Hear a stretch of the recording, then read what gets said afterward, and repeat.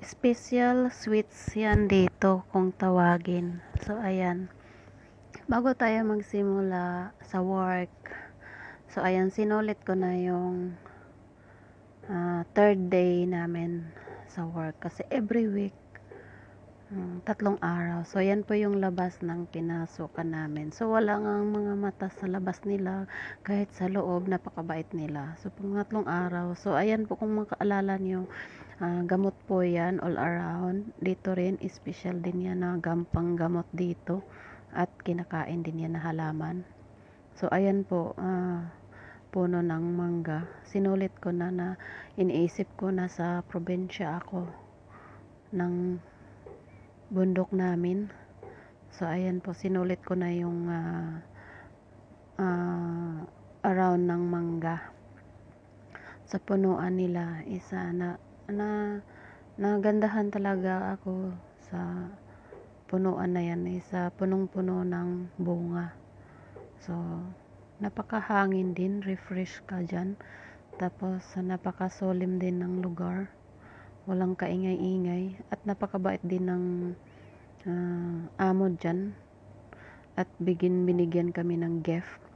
So while kami nagpe-prepare ng mga gamit para sa pagkagabi, ay marami ng mga bisita na darating.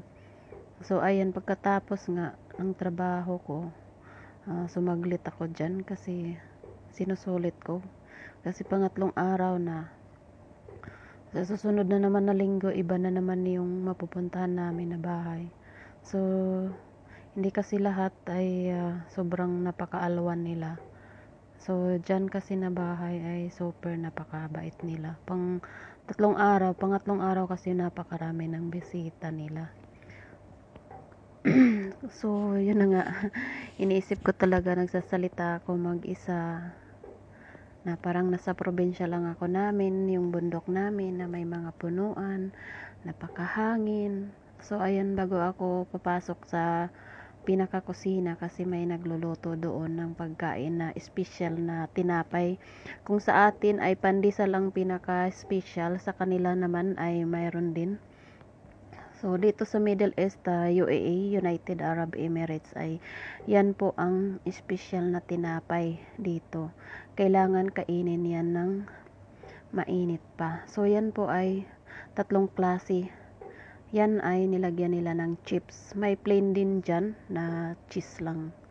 So ayan ay nilagyan ng sauce at saka chips. So ayan na, ay pagkatapos niyan ay i-slice siya ng 2 beses. Ayan, in-slice na niya. So at binigay niya sa akin yung isa, pinatikman. So sabi ko kung anong lasa. So ayan na nga, tinikman ko. Napakasarap kasi may cheese siya, may soy sauce, at ayan yung pangalawa, plain lang siya, cheese. Yung pangatlo hindi ko na nakunan kasi.